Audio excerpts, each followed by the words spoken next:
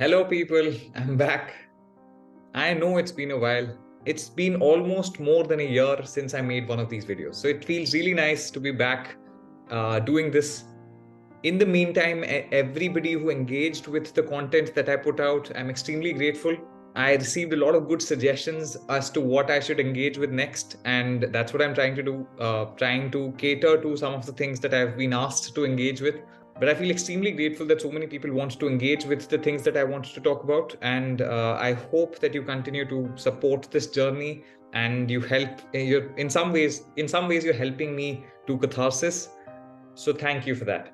So today, what I want to talk about is anger. Now, anger can be quite explicit. It can be the larger urge to punch somebody, wanting to break inanimate objects. But what anger fundamentally is, it's unchannelized energy.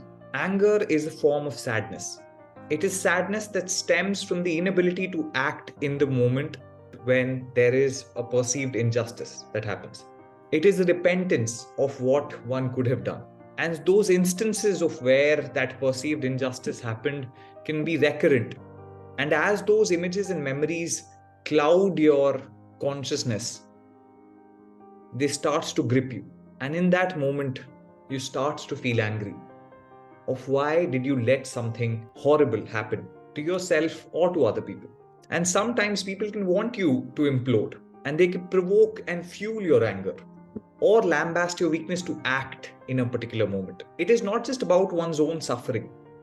It can also be transmitted through instances where things are unfairly dealt to people. Now, when one is consumed by anger, is it best to harm oneself or is it best to express it to the public? So, good demonstration of anger and the choices that we have in those moments will be shown through these three clips, which is the first scene is from Spiderman Far From Home, where Peter, after losing his aunt, is given the choice of killing the person who did that. My Uncle Ben was killed.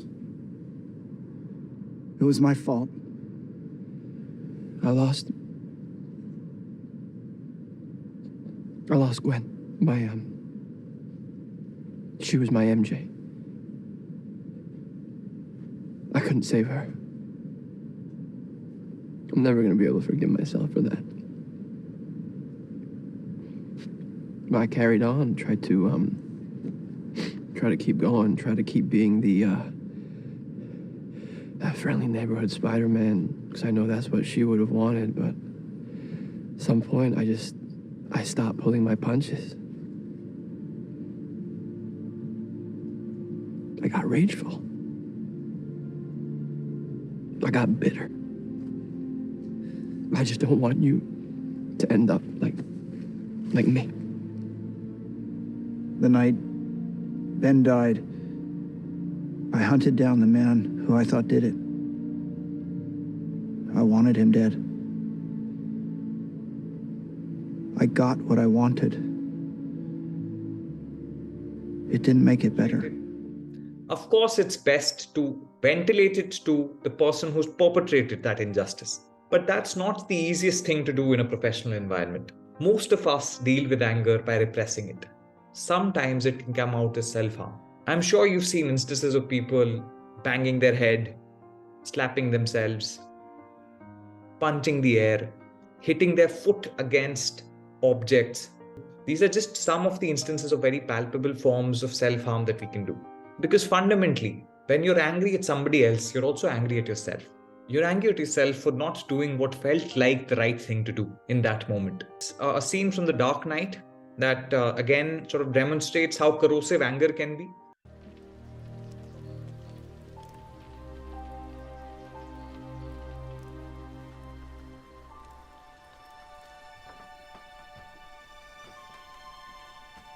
I thought I might prepare a little supper.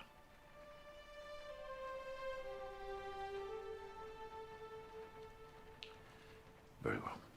Alfred. Yes, Master Bruce. It was my fault, Alfred. I made them leave the theater. If I hadn't gotten scared. It was nothing that you did. It was him and him alone. Do you understand? I miss him, Alfred. I miss him so much. So do I, Master Bruce. So do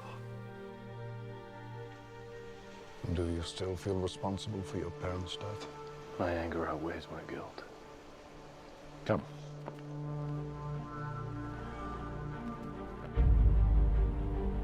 You have learned to bury your guilt with anger. Your parents' death was not your fault.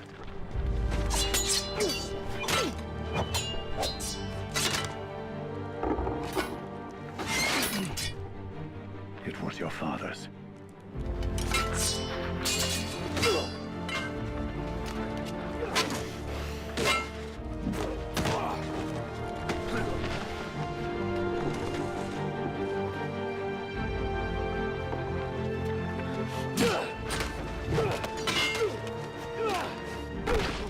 Anger does not change the fact that your father failed to act. The man had a gun. Would that stop you? I've had training. The training is nothing. The will is everything.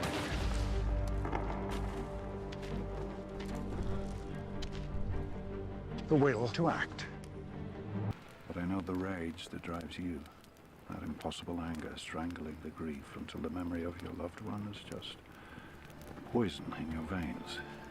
And one day you catch yourself wishing the person you loved had never existed. So you'd be spared your pain.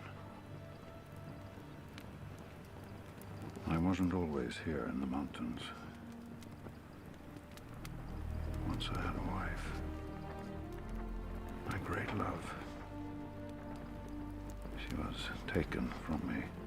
Like you, I was forced to learn there are those without decency who must be fought without hesitation, without pity. Your anger gives you great power. But if you let it, it will destroy you. I think it's best at the moment of when something is perpetrated. I think it's best not to let the moment pass and seize the opportunity to verbally express your displeasure, because I believe words have power, and words, when used wisely, can be just as powerful as the hurt that the other person has perpetrated on you. But also we have to be judicious in terms of our words when we are hurt, because you don't want to do the same thing as the perpetrator, which is hurt the other person, because that proves that you're no different than them. Sometimes when we don't get the opportunity to express to the person who's perpetrated the injustice against us, it is also very evolved to quietly move on and not put yourself in the same situation again. But that also takes conviction, because all of us are gregarious beings. We like to hold on to people. Sometimes we like to hold on to emotions through people, and people embody emotions.